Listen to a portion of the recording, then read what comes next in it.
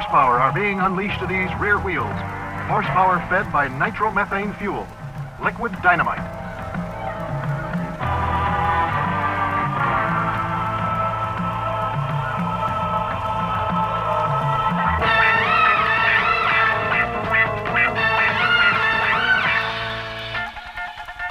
Two men in two monsters, waiting for that green light that sets in motion a bullet on four wheels. In the next 6 seconds, anything can happen.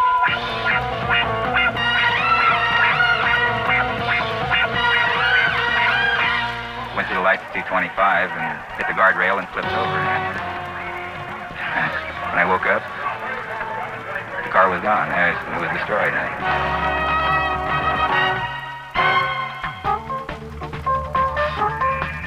I feel they're pretty safe, or I wouldn't ride in one, and I like it. That's what I do for a living.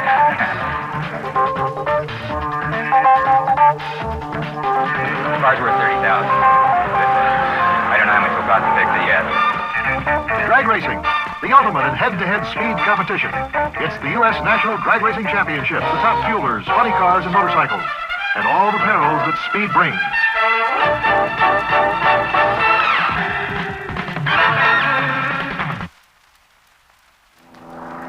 Raceway Park in Indianapolis, Indiana, where the U.S. Nationals have drawn more than 1,500 entries, making this the largest auto race in the world. That's why 100,000 racing fans turn out each year for this classic. This is the 20th annual NHRA U.S. Nationals Championships, and we've had a record number of entries competing for a record purse, nearly $315,000 and 1,500 entries competing for that amount of money. Hi, I'm Bill Fleming, welcoming you to this premier event in drag racing. Now, it's a rather cold and blustery and a rather dark day here in the state of Indiana. Makes us feel a little bit more like we should be covering a football game. And it's given the crews a particular problem because these are very temperamental machines and they've had to work overtime in getting them just right for these rather cold temperatures. We've had some surprises, we can tell you that. In fact, we know we're going to have one new national champion in the top fueler division. The defending national champion and twice the national champion, Gary Beck, has been eliminated. Let's see what happened to the defending champion, Gary Beck. He's there on the left, and as he poured the power into the rear wheels, the axle broke, and the right rear wheel came flying out. Gary Beck did a fantastic job of steering the snarling machine to a halt, as with the aid of the parachute, he avoided any disasters. And as you can see, Dale Funk went on to victory, eliminating Gary Beck. And Gary, after 4 days of competition, has been joined in the loser's circle by a lot of other big names in the top fuelers. Names like Jerry Ruth, Larry Dixon, Sarge Arciero, Carl Olson, and John Weedy. Now we're getting ready for the quarterfinals of the funny cars. In the far lane, on the left side, young Billy Meyer of Waco, Texas, earlier turned into 619, knocking 300ths of a second off Don Prudhomme's old 622 mark. After that race, he went back to the pit area to do his own work.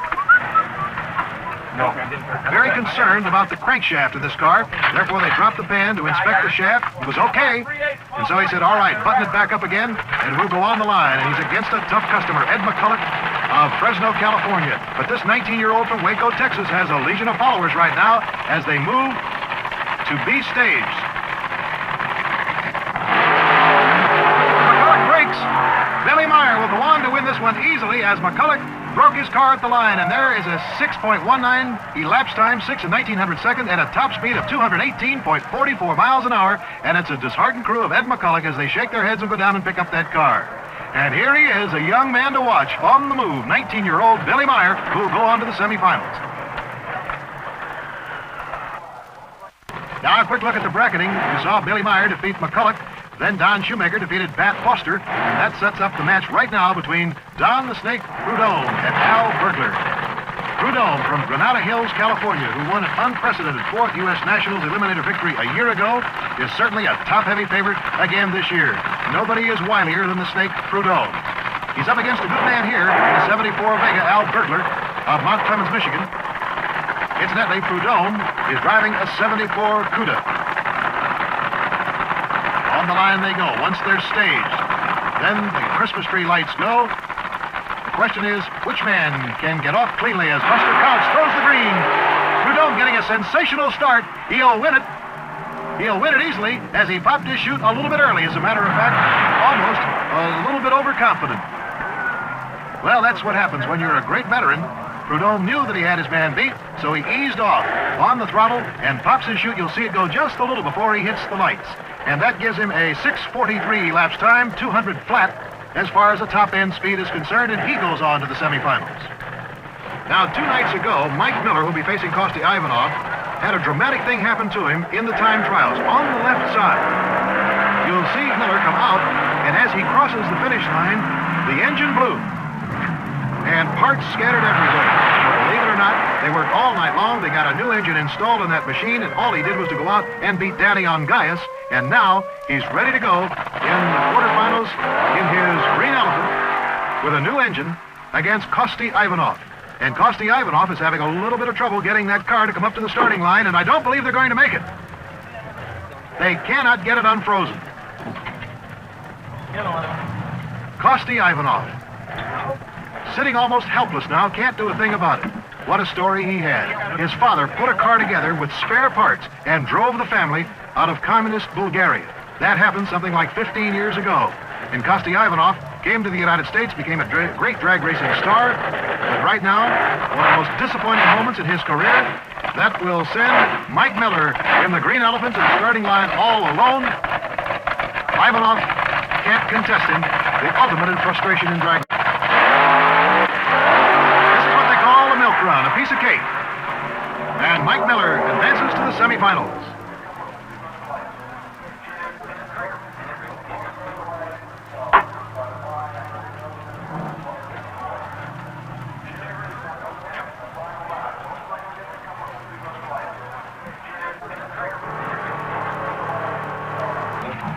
Back in the pit area, 19-year-old Billy Meyer lying on his back underneath his funny car, getting it ready for the semifinals. I got it, kid.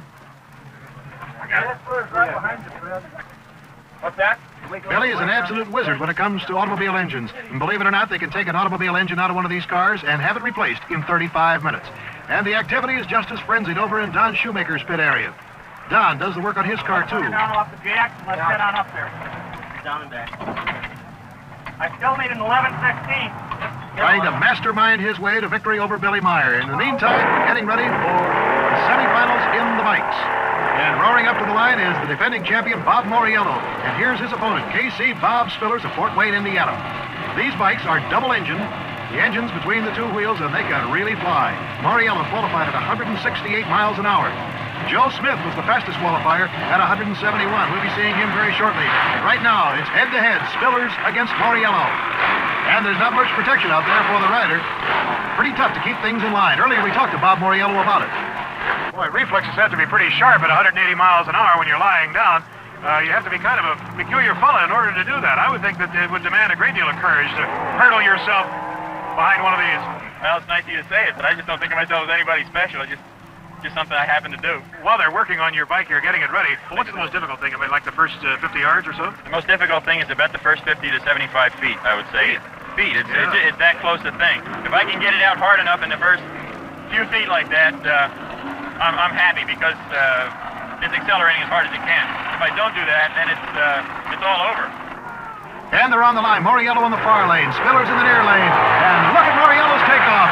That first 75 feet, and he just blows Spillers off. Spillers eases up, and Moriello flashes to victory at 8.89 for ET, and 163.33 is the top speed. So Moriello, the defending champion, will go into the finals. Now moving up for another semifinals is Joe Smith. Here's the fellow that had the fastest qualifying speed of 171. He's in against T.C. Christensen. Little burnout here, getting those tires ready to go. Joe Smith. And Buster Couch, the starter, taking a little lunch break on the line. It's pretty tough to move away from these fast-moving events. One group's out of the way, and the next one comes up.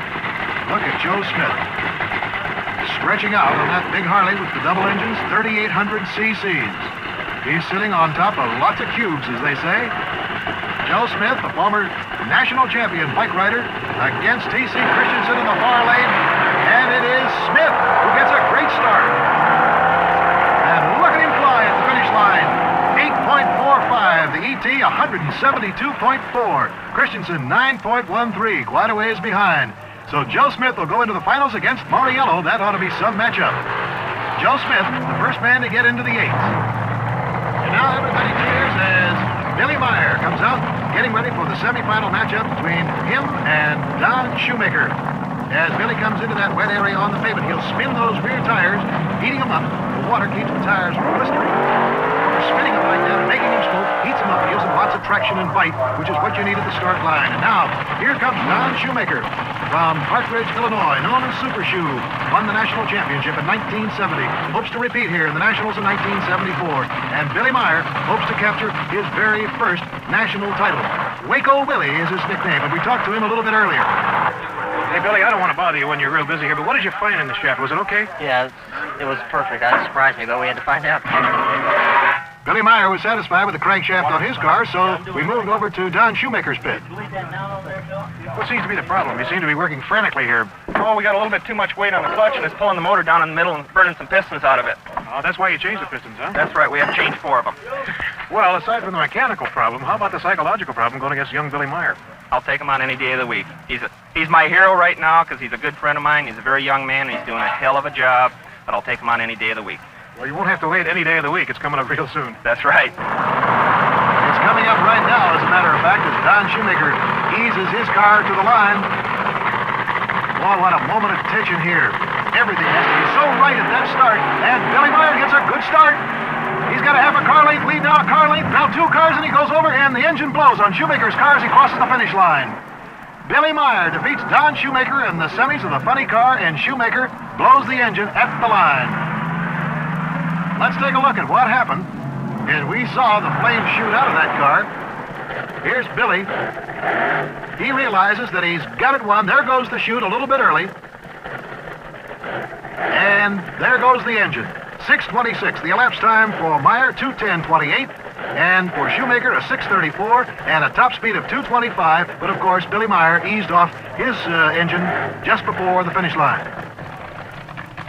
And now here's Don the Snake Prudhomme going against Mike Miller in the Green Elephant as Prudhomme goes through the burnout. And here is the Green Elephant. Mike Miller, as we told you earlier, defeated Danny Ongaias. And now here he is against Don Prudhomme. In the quarters, Prudhomme defeated Al Bergler of Mount Clemens, Michigan. And you'll recall that in the quarters, Kosti Ivanov couldn't get his car started, so Mike Miller had a real easy one, but this one will be far from easy.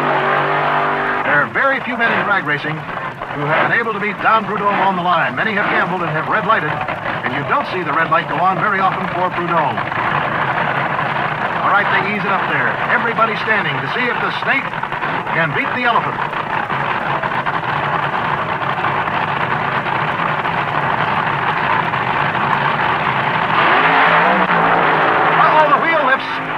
On Miller's car, and that's just enough to let Prudhomme sail on into the finish line. Mike Miller couldn't control it, and there it is, a victory for Prudhomme at 6:56 and 185 top speed. Mike Miller at 9:98, and Prudhomme will go against Billy Meyer in the final. A couple of former champions, Don Prudhomme on the left and Bill Grumpy Jenkins, the Superstock champ of '67, are discussing, believe it or not, the weather, because it looks like Mother Nature is not going to cooperate with the remainder of the day here. Rain is starting to come down quite hard. There is a front approaching from the west, and they say that when that happens in Indianapolis, you go for your umbrellas. Right now, they're wheeling Dale Funk and R. Gaines Markley at the starting line, but it doesn't look as if that track is going to be dry enough. Buster Couch, the official starter and the man who has the word, has indicated that it is all off.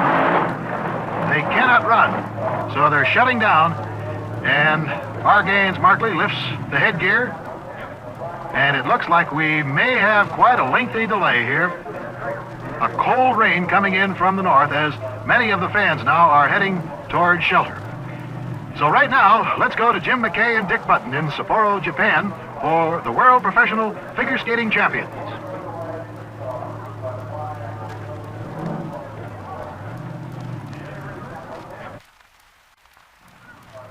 Thanks very much. We're back racing again at Indianapolis Raceway Park. It did take a little bit longer for that front to go through than we had anticipated. As a matter of fact, almost a day. But as you can see behind me, the skies have cleared. No more rain in sight. It is cold and it is windy, and the scene has changed somewhat as far as the crowd's concerned. And here are a few hardy souls who have remained to watch what promises to be a great lineup these 20th annual Nationals at Indianapolis Raceway Park. Many of the campers have moved out. A lot of people had to go